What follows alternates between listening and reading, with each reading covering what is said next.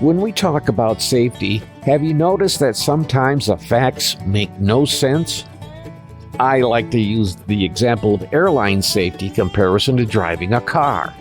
The airliners say they fly thousands of miles without a mishap, where cars can only go a few miles or a few hundred miles.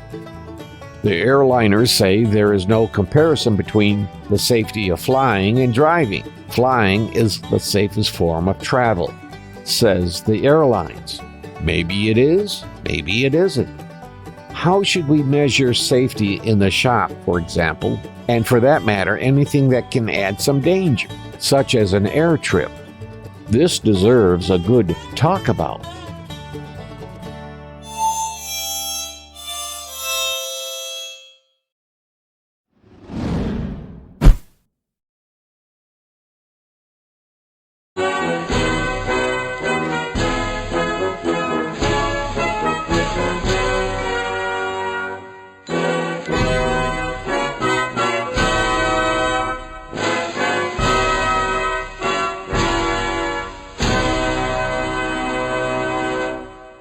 Hello anyone, I'm Scott Bain. They call me the old farmer.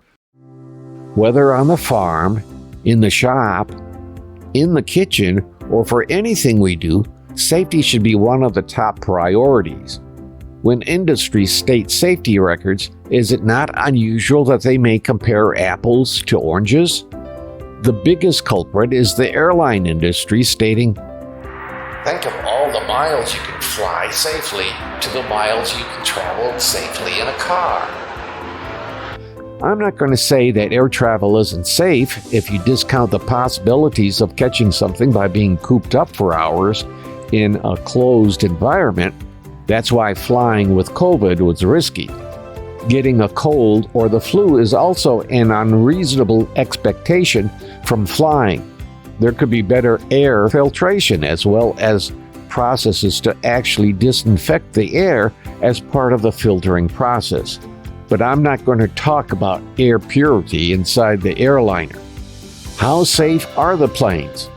Air travel has been safer than it ever has been. But they don't state the figures accurately. It's not about distance, it's about time. What is the amount of exposure in time? In other words, what is the safety record for flying or driving for 1 hour? That's the figures we need to see. It's also true for ocean voyages or being a trapeze artist. How long is the exposure? This is true for on-the-job or recreational dangers too. We have heard of far too many people drowning for one reason or another. It's all about the degree of danger that we are exposed to while doing any activity. Even sleeping in bed has a degree of danger. How many times have we heard of people dying in their sleep? State that in miles. In the shop, I have not heard of anyone seriously injuring themselves while sanding, although I did do a video where I nicked a finger with a belt sander. It would be safe to say sanding by hand is the least dangerous form of sanding, except some woods that are dangerous to sand. If we jump over to wooddatabase.com, they do not advise working with Australian cashew nut, bosswood, western red cedar, or cocobolo wood without a proper respirator and proper clothing. Nasty things can happen. It could even be worse than when an elected official comes knocking at your door. Farming is one of the most dangerous occupations up there close to crab fishing in the Arctic. I know the number of injuries and even near-death situations I went through that have come back to haunt me in my senior years. I could do a whole video on just my experiences where I got injured or almost killed. As far as I know, I have not been killed on the farm. Definitely, farming is very dangerous. I lived on the farm for 18 years. You wouldn't call it as being in danger for 18 years. It would be the exposure to a specific job on the farm or a specific event that had occurred. As an example, when the vet had to do something to a cow, They were calmer if I was there holding them or to steady them while the vet worked on them. One time, a vet had to do surgery on a cow. The vet gave a local to the cow, and I put my arms around her neck to steady her. No problem until the vet did something that caused the cow to collapse and landed on top of me. I was 13 years old. The cow was on my chest and I could not breathe. I could handle the weight, I just couldn't breathe because the cow being on my chest. Luckily, there were enough people on hand to pull the cow off of me. It took 5 people to move the cow. Because of the vet's incompetence, the cow had to be put down, and if those present had an opinion, the vet would have been put down too. I believe it actually ruined his career. All I know is that it was never, ever mentioned. As for me, I didn't consider it one of my better days. So it comes back to being the time of exposure. It would be impossible for me to figure being a doormat for a cow in miles, although I think some would try.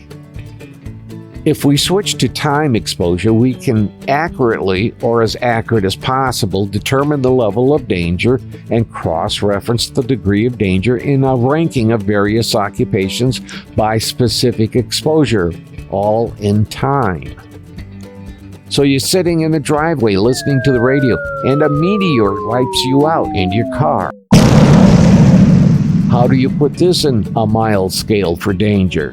The only way to legitimately judge danger is the seriousness of the danger multiplied by the time of the danger. But to be honest, I wouldn't know how to categorize listening to the radio in the car and being hit by a meteor. Any ideas out there?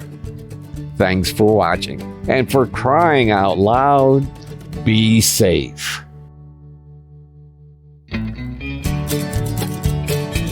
Before we go, thank you to our subscribers who helped us reach over the 1,000 subscription mark. It's very humbling to receive the support from our subscribers. Thank you.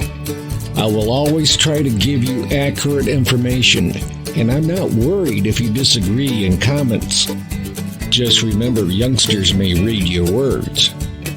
Well, this is the old farmer Scott Bain saying, be well, be safe, and be kind to someone today.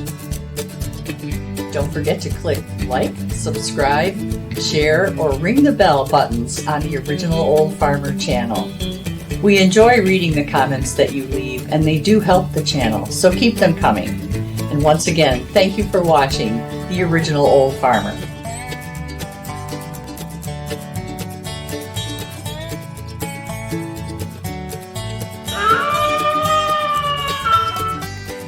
The VFW National Home for Children, providing families of veterans and active duty military opportunities for growth and development in a nurturing community.